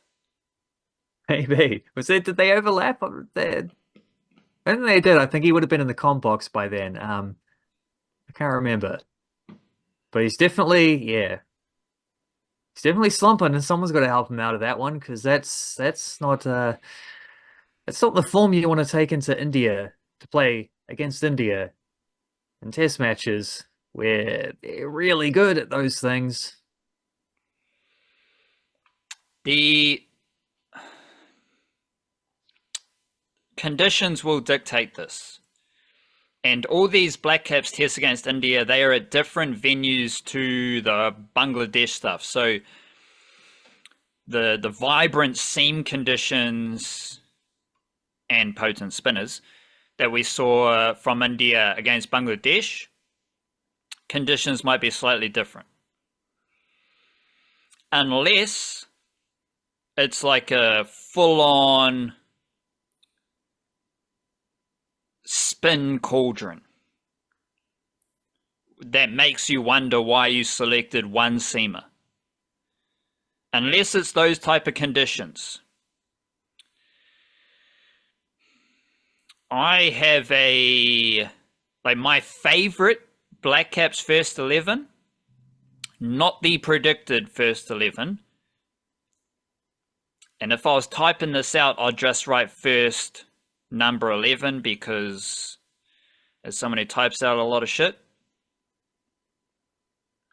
I don't like seeing the X1 in New Zealand pages talking about the number 11. Like somehow, and I've tried to talk you out of this, but somehow the XI, whatever it is, Latin sports thing is just the status quo for when you're writing the first 11. Like the playing 11, you can still write the number 11. You don't need to pretend like you're some Latin Roman extraordinaire. Like it's all good. Just type the numbers 11. It's all right. I think you mostly have talked me out of that. I'm just thinking Yeah, of that. I praise don't God. really do yeah. I like Roman numerals, so I think they're cool. It's funky little symbols, but I also realize like if you're writing, because if I'm writing first 11 and I write out the word first, FIRST, well, logically speaking, I should be writing out ELEVEN sort of thing. So like if I'm writing it in a sentence like that with the words, so I that's don't kind do of that though. been my trend. I just go 1 ST 1 1. Yeah, well then that's consistent as well. Because otherwise you would have to, if you're doing first 11, you would surely do like a Roman numeral of first. I don't know how exactly that's supposed to work, but like you're not mixing and matching your codes there, you know what I mean? But I understand like if you're in your school's first 11, first 15, that's the other one, first 15. Because I'm writing all Yeah. about rugby league, you got to write first 15 sometimes, and it's like I don't need to pretend like we're fancy and write first XV just to make myself feel better. I can write first 1 5, like it's all right. We're in 2024 using English numbers with casual tereo. But like if you're in your school's first 11 and you're at a prestigious school, first 11, if you're at a less prestigious school, but you want to make yourself feel better, more competitive and all that stuff, all good. Use your Latin numbers. Roman numerals, because a lot of these schools, they have also rather goofy. They have Latin phrases like as their motto for a school that's in Yeah. the back blocks of Aotearoa. Like, I find that completely unnecessary, but hey, that's all good. But at the niche case, when we're typing stuff out, the reader needs to know what every word means. The reader needs to know what every symbol means. And it's ridiculous for me to assume that some kid, 17-year-old Kiwi sports lover, knows all about Roman numerals. Like, that seems ridiculous. So I will continue to use the numbers 11 and 15. But that's just inside niche case there. What I'm saying is, the headline of this is my favorite 1ST11, first 11. Tom Latham, Devon Conway, Will Young, Rachin Ravindra, Daryl Mitchell, Tom Blundell, Glenn Phillips, Matt Henry, Tim Southey, Will O'Rourke, Ajaz Patel. You know what? That's my one too. I was thinking about this before, what I would like to see, and that was what I came up to. In fact, I think the exact same batting order too. The only thing is, you don't want to select that team if it's super spinny conditions, because then you're just rolling out a seam attack with Southey, Henry, and Will O'Rourke. But I think, well, first of all, that's our favourite team, so that's the team we want to see represent Aotearoa in any conditions. Minus Kane Williamson, who's out injured at the moment. But like Will O'Rourke, I think can bowl in any conditions. Southey, not in great form, but I think he deserves an opportunity without the captaincy to show his skills, and I think he's still got some skills, and I want to give him the benefit of the doubt to play his way in or play his way out of the first 11. And we haven't seen Matt Henry in a while, so I want to see Matt Henry play some cricket. But most notably, I think Will O'Rourke, Tim Southey, and Matt Henry, they are better bowlers than Mitchell Santner and Michael Bracewell. Just straight up bowlers. So I think you can get lost in the sauce a wee bit, and that's S-A-U-S-E, not S-O-U-R-C-E. You can get lost in the sauce a wee bit and be like, nah, we need our spinner to bat 8 because he's a good batter. Well, Matt Henry's probably a better batter than Mitchell Santner, straight up and down. He just has a whack, and it usually comes off. But in those roles, I'm just selecting my best bowlers. But I can only do that because we got Ajaz Patel, we got Glenn Phillips, we got Rachin Ravindra bowling spin. Glenn Phillips is a certified all-rounder. Ajaz Patel's the best spinner in New Zealand, and Rachin Ravindra is big game Rachin. He can do anything. So I can select my 3 seamers because I also have 3 good spin options.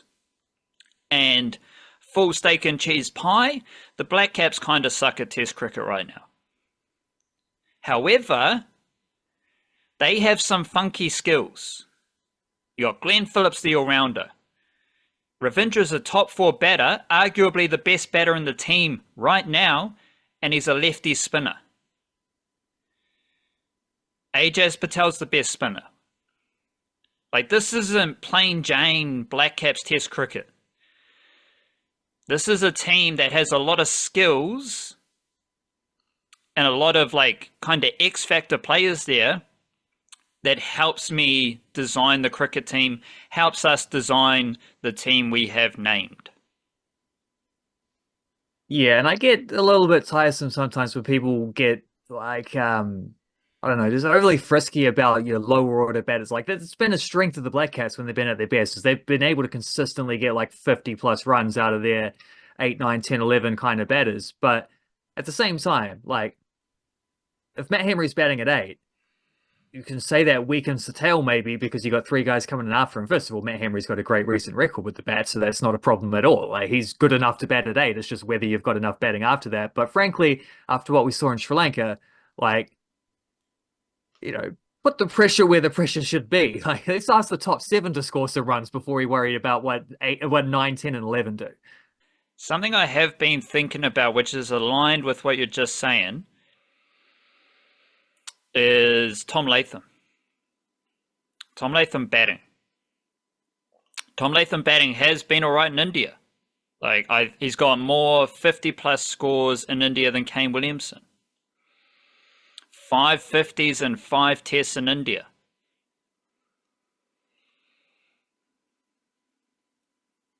However, this is the worst year of test batting for Tom Latham.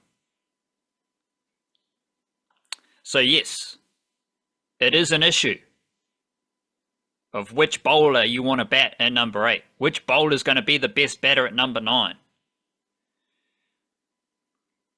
But I think it's a bigger issue that the long-standing test opener who has just been past the full-time captaincy in the captaincy merry-go-round is currently in the midst of his worst year of test batting. And by worst year, I mean the first year of his test career averaging below 30. So that A tells you where the pressure needs to be. It's not on the bowler's batting, it's on the batter's batting, and he's the captain, he's the opening batter, and he's not in great form right now. But also, it's kind of the same situation as Tim Southee. Everyone's talking about Tim Southee. Everyone's talking about whether Tim Southee should be in the first 11. And yes, he wasn't doing his best stuff. But I don't know if he was out of form before he got the captaincy. I can't remember how that all kind of pieced together. I think he started quite well as captain. He took a few wickets initially, but those were also, there wasn't away in the subcontinent. They were maybe more favorable. Did he take? He didn't. Well, he didn't take wickets in the last summer. I will say that, but there might have been a little bit in the Test match, just whatever the series was immediately prior to that. I can't remember, but I'm pretty sure he did all right to begin with, and then the wickets stopped happening. To be fair, without him looking like he wasn't bowling well or anything like that, he still felt like he was, and he had a couple drop catches off his bowling in Sri Lanka as well. Like, it's not like he's been bowling terribly, he's just not been getting rewards, but then maybe there's just like an extra 5% or something missing, and that could well have been the distraction of having to be focused on everyone else as the captain, but we'll see. Because Tom Latham is inheriting this at a time when, yes, if you hadn't said that, I would have, because I was thinking of the same thing while you're lining that up. It's like, well, we just had one guy who's a senior player, very important part of the team setup, who seems to have been adversely affected by the captaincy in terms of his individual performances. And we're going to give it to another guy who's not in his best form right now. So, so someone had to take it. He was the next man up, but there's a very clear parallel there. Tom Latham's taking the full-time captaincy in the worst moment of his test batting career, pretty much. Yeah. And good luck. It seems like everyone was chuffed to get out of the Tim Southee situation, and we all overlooked that the Tom Latham situation isn't a whole lot better. So I find that quite interesting, but it is balanced by Tom Latham being pretty good in India. But if we're worried about the dynamics of having an out-of-form bowler as your captain and what that means for your first 11, well, we now have an out-of-form batter who is automatic selection material because he's the captain. So we've literally just gone from this situation with the seam bowler to this situation with the batter. But he's automatic selection anyway, because if you're going to drop an opener, he's still shielded by Conway being in even worse form this year. Yeah. So, hey, at least Devon Conway's not the captain. You have to drop both of them. So, yeah, well, maybe he'll be the next captain after the series. Yeah, it's like the Blackcaps captaincy requirements are you need to be out of form. Yeah. Poison chalice. And we'll see if you get better or worse with the captaincy. And I'll say it once again, like there is no certified straight up full banger leader in New Zealand cricket. I don't You can make up your own mind whether that's good or bad. I don't have any opinions. I can make a case that it's a very Kiwi thing to do to have a group of leaders steering the team in the right direction. But it's also a very Kiwi thing to do to rally behind a leader like Brendan McCullum did for the Blackcaps, and like a leader like you've got for like Ben Stokes or Pat Cummins for Australia. New Zealand don't have that type of leader. That's why it's gone Kane Williamson, Tim Southee, Tom Latham in the space of like 3 years. You can make up your own mind as to whether that's a good or a bad thing, because I don't want to talk about it anymore because we've got to do some rugby league to finish the podcast. Just quickly, I had to look this up because like I'm a fan of Samoan Rugby League. I'm a fan of Tongan Rugby League. I don't feel like that disclaimer needs to be made, but I'm going to make it because I'm also going to highlight that Tonga have lost 4 tests in a row. They lost to Samoa at the 2022 World Cup, and then they lost all 3 games of their tour of England last year.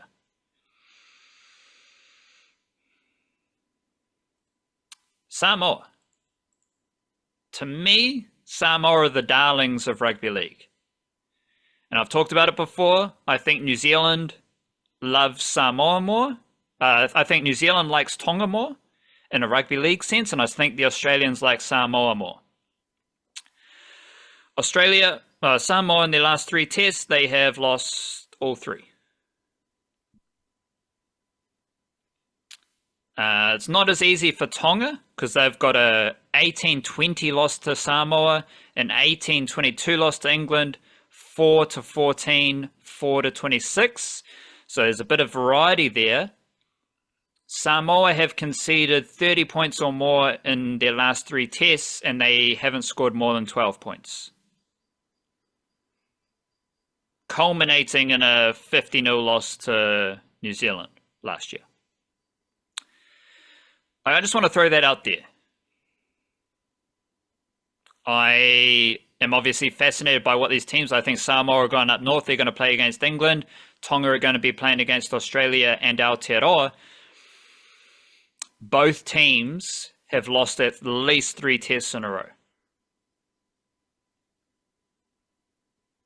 Now, prior records in International Rugby League don't necessarily tell us a hell of a whole lot about what's going to happen now, because as we've talked about, it's very difficult to play International Rugby League. You need to be available.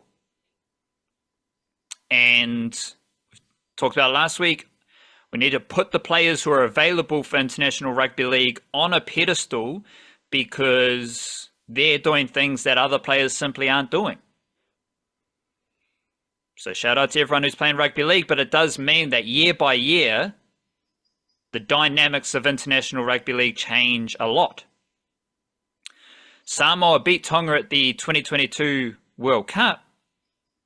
Then they lost to Australia and New Zealand last year, but of course, the teams who lost to New Zealand and Australia last year weren't necessarily as strong as the team who played at the World Cup. So there is that asterisk there, and prior results don't tell us anything about how these teams will perform over the next few weeks, because every team has a different group of players involved. That is the joy of International Rugby League. But I do find it interesting, and I think it's notable ahead of this international window to point out that Samoa and Tonga have both lost at least 3 tests in a row. They both had winning streaks.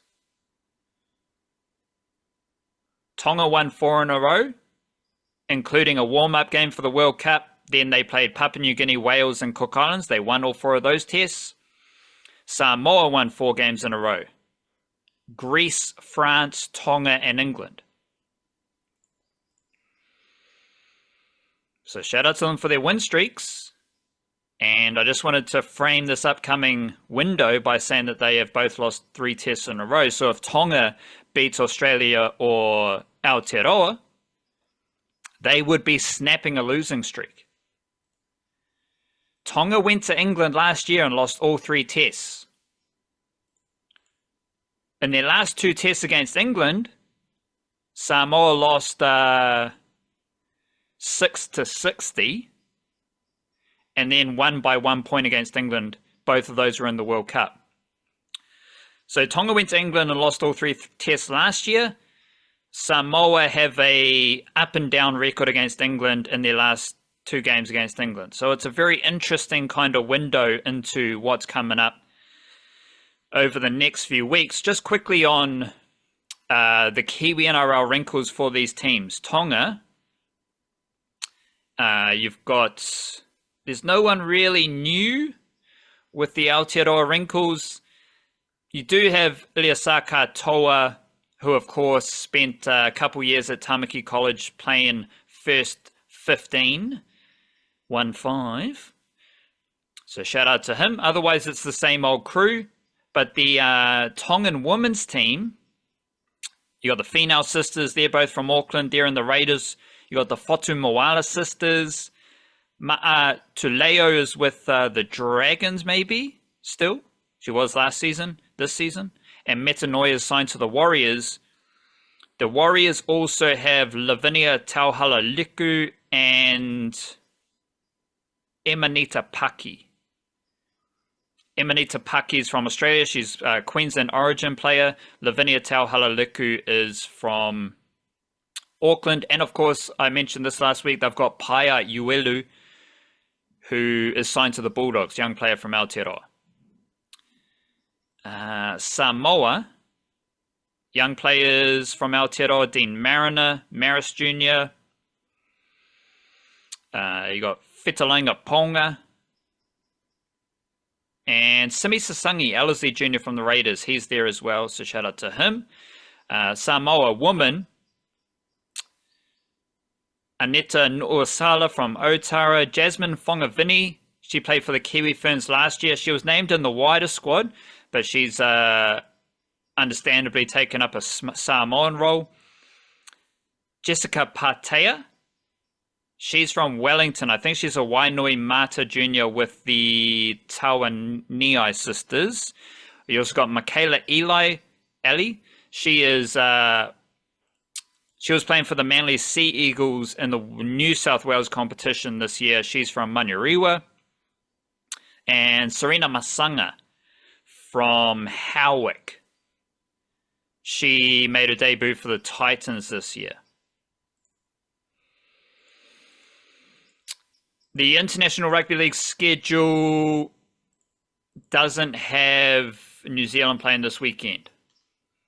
So this weekend's games, Australia versus Tonga on Friday evening, Fiji versus PNG on Saturday. The women, we've got Australia versus PNG Friday, Tonga Samoa in Suva. It's a weird place to be playing Tonga versus Samoa, but shout out to Fiji. The thing I want to talk about to finish the podcast today, though, is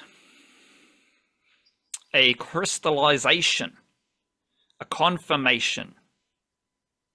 But it's me confirming my own idea in my own head. The Warriors are a development club. And I'm like, that is now an official headline thing. They're a development club. Every club in the NRL, every team, every franchise, because they're not necessarily clubs, they all develop players, right? They all promote players from within. And in a sense, they're all development clubs. So what do I mean when I announce that the Warriors are a development club? The way I frame it in my head is that the Panthers use their development system to manage their salary cap. You could say the same thing about the Melbourne Storm, but it's just slightly different because the Melbourne Storm get players from around Australia and Aotearoa to join the Storm, and then those players rise through the Storm and outplay their salary cap value. So the Storm develop players to add more value than their salary cap hit. The Panthers do the same thing, except those players come through the whole Panthers system. So like the Panthers,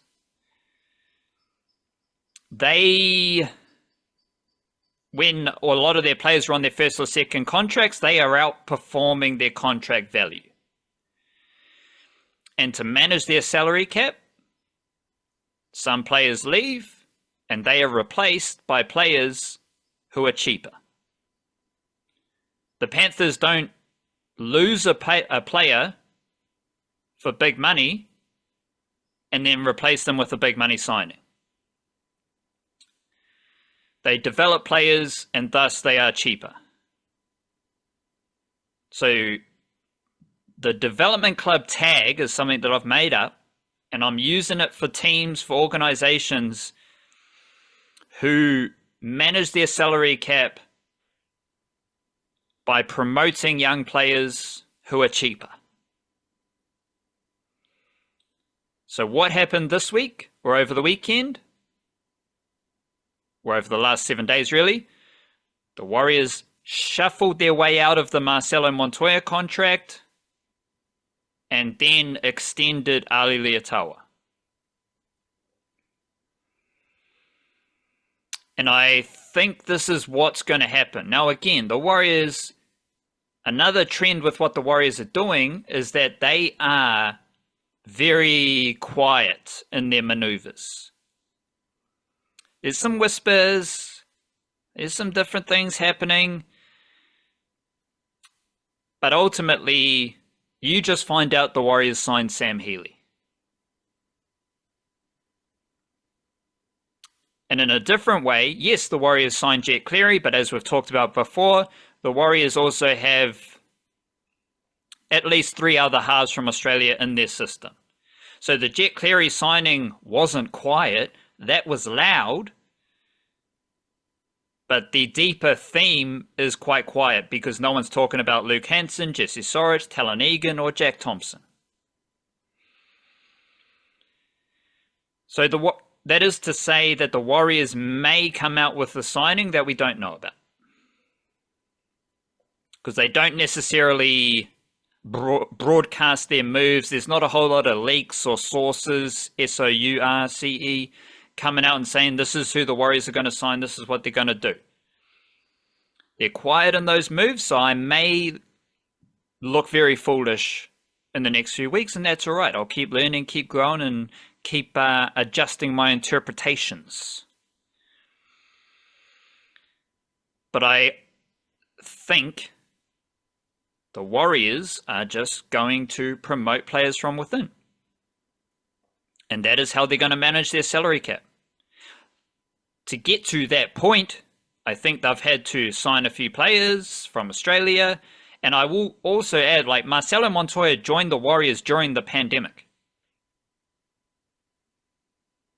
So he signed with the Warriors because they were based in Australia. And there are a few of those lads who the Warriors have now shuffled out of their squad. And yes, you could say that Josh Curran, Bailey Sirenen, Marcelo Montoya, those type of players make the Warriors better because they were all there in 2023 when the Warriors were good. but I think the Warriors just had to bide their time for a couple of years to give the young players a lot of game time. So now we've got Ali Leotawa, Jacob Laban, Leka Halasima, Zion Mai'uu. They've all played a bit of NRL. Dimitri Sifakula, he's played a few more games now. And that's happened over a 2-year period. Those players, like any player you want to chuck in as a replacement for Marcelo Montoya, who's already in the Warriors team, they're going to be cheaper than Montoya. Like, it may end up that you have Roger Tuivasa-Sheck and Dylan Watene-Zelezniak on the wings. But the player who comes into the team, whether it's Ali Leotawa, Rocco Berry, Adam Pompey, well, what I'm saying is they may use Tuivasa-Sheck to replace Montoya on the wing, but then someone needs to plug the hole at centre. So the player who comes into the team is definitely going to be cheaper than Marcelo Montoya. It's not like I can't go through every single player because like they get out of Josh Curran's contract and they sign Kirk Capewell, so it's not like a perfect situation. I'm just using the recent events to highlight that I believe the Warriors are now entering a phase where the first wave of young players are ready for consistent NRL footy. So you don't re-sign Jazz Tavanga because Dimitri Sifakula, Leka Halasima, Zion Mai'uu, Jacob Laban, they're all cheaper.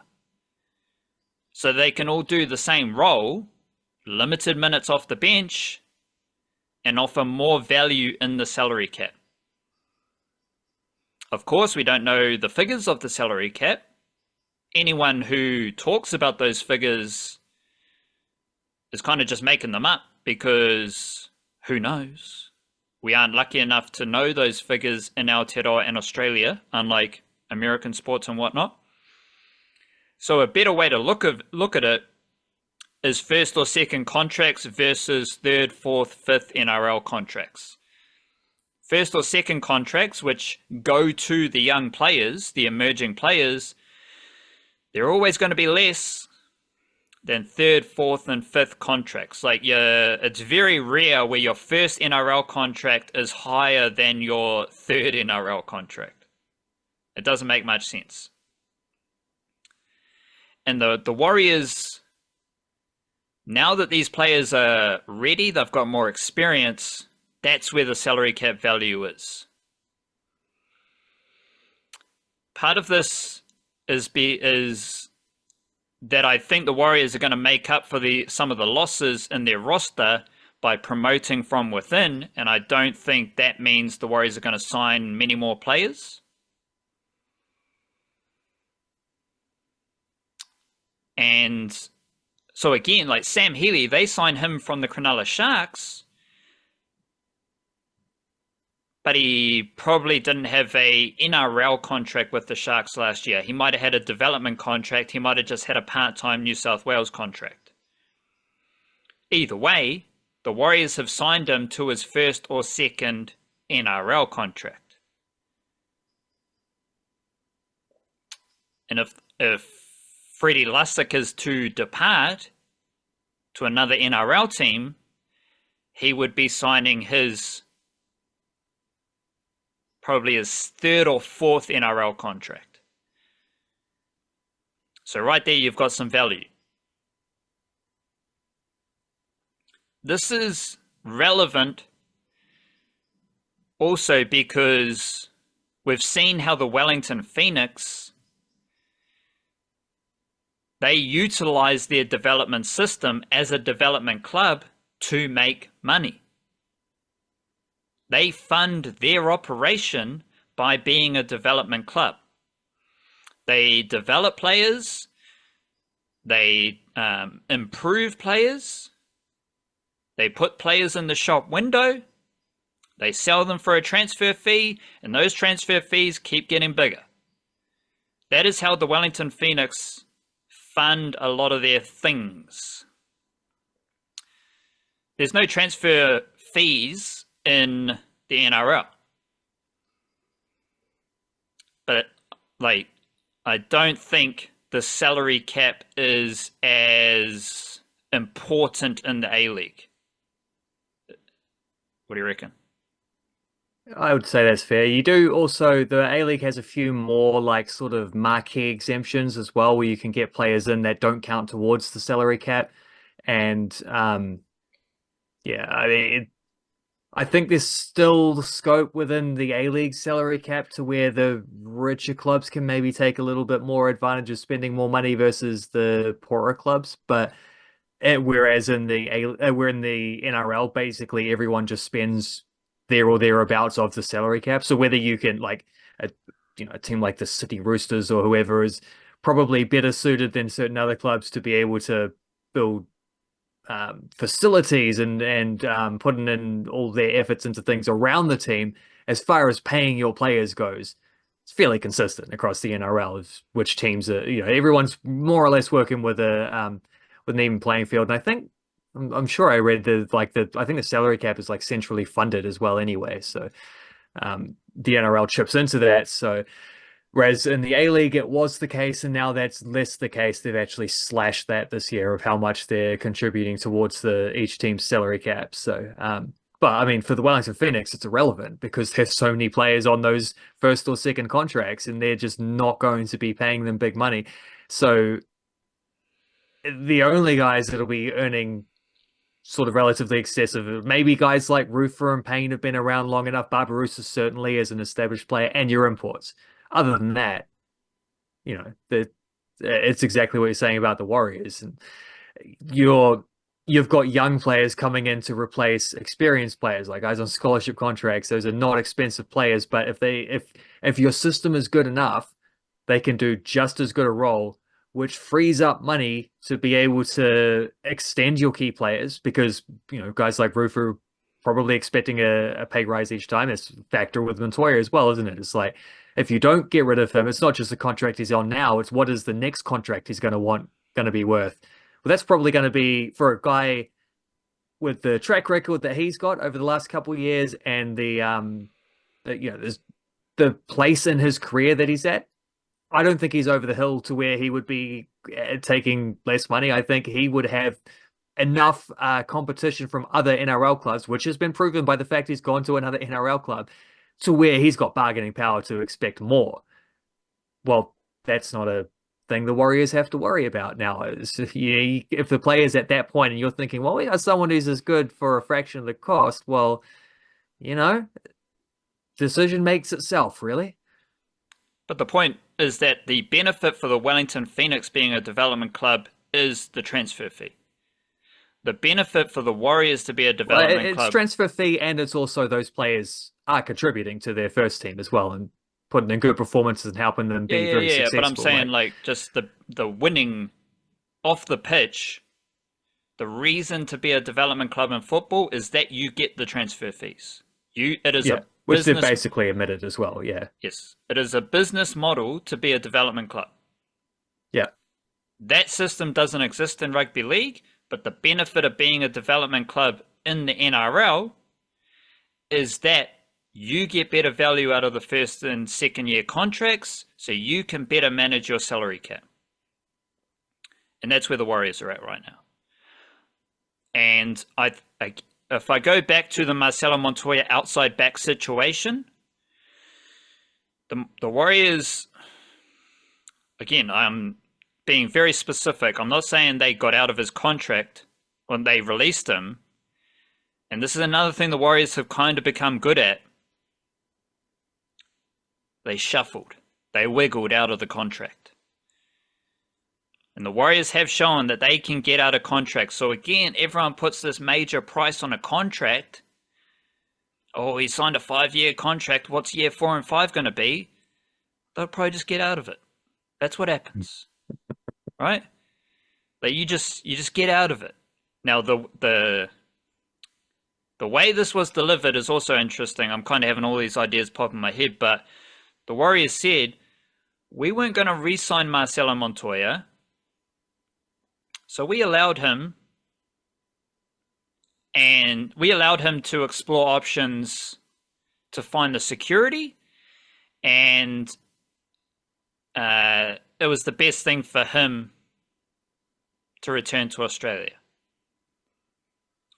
Whatever way it's spun, whether it's Marcelo Montoya, we got a young family, we want to get back to Australia, whether it's funny enough, in this situation, both parties kind of seemed like they wanted to get out of the contract. And then, so the Warriors, they're saying, we're not going to resign you for 2026, so we're going to release you now. Now, this is all spin. Yeah, we're doing you a favor. But the weird thing is that it's also spin from the Montoya side where they want to go back to Australia. But it's all just a way of getting out of the contract. It's a delicate situation, but it can be done. And I think the Warriors are doing a good job of getting out of those contracts, which is kind of shit, but it's the NRL. It is what it is. But yeah, so the outside back situation, you've got Roger Tuivasa-Sheck, Dallin Watene-Zelezniak, Ali Leotawa, Rocco Berry, and Adam Pompey. That's 5 dudes who are competing for 4 spots without Marcelo Montoya. 3 of those dudes are cheaper than Montoya. So when you strip it down to that, you're saying, well, just makes sense. We can save a little bit of salary cap space, and you've still got the options there because they have put the effort in to develop Leotawa and Berry most notably. And as long as Adam Pompey's happy being a backup or just being on the contract that he's on right now, he's there, he's competing, he's doing his thing. And then in a few more times, in another season, another year or so, you've got Motu Pasikala, you've got C.O. Kelly entering the top 30 NRL contract system, and thus the cycle repeats. This is literally the cycle the Panthers go through every year. They lose Fisher Harris, not for a bigger contract, but the situation that he's in. Who are they going to replace him with? Lindsay Smith, Liam Henry, those type of characters who have come off the bench. Like Lindsay Smith, I think, has played a few grand finals by now. And you can look at Casey McLean, who just got selected for the New Zealand Kiwis squad. He can be a starting centre for the Panthers moving forward. So they basically lose an outside back every year of this grand final run. And there's a new outside back coming up. Just a youngster looking for an opportunity. So, in summary, I don't think the Warriors are going to sign many more players. I don't think they're going to sign established NRL players. I think they did sign some established NRL players prior to this season because the youngsters weren't ready. But now they've got through that bridge phase, they've set the system up. So every year I think the Warriors can integrate more youngsters into the NRL squad, and that's going to be how they operate. Sometimes those players are going to leave for bigger money. Sometimes the Warriors are going to get out of bigger contracts. Sometimes someone on a bigger contract might have to be retired. Whatever the situation is, the Warriors have set up and put the work and laid the foundations to make sure that their development system is right, and thus they get the most value and they can kind of win the salary cap game because they've got that development system in place.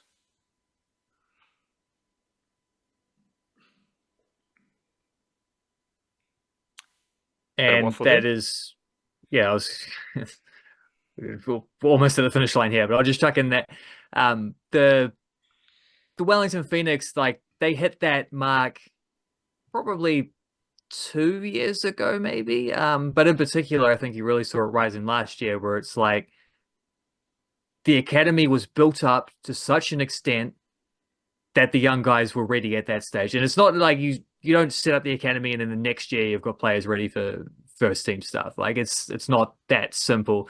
Um, it takes a little while, but once you get there, in theory, as long as you keep doing what you're doing, you should have a constantly replenishing, 4 or 5 new players each year who are ready for that. Not all of them will get the opportunity because there won't be that many spots open in the squad necessarily.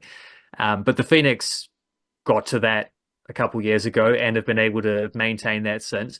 Phoenix women's team, I'd say, is they've had a few good players come through the academy and be and get close, well, and debut in the first team.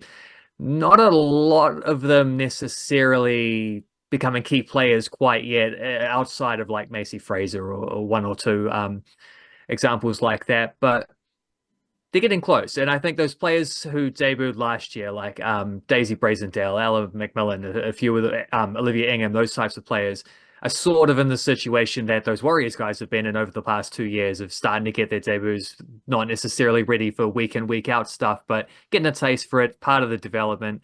The Warriors feel, this feels now like some of those guys who were sent, they're not NRL debutants at this stage.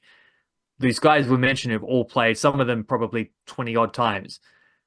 It's about that next step into becoming a consistent player at that level, and that's where they're at. And that's an exciting time because once that's there, the next guys are preparing to make the same steps that these guys just did, and there's guys behind them making the step below that. And then you just, each year on year, you should have this constantly replenishing system for however many players you may need at that time.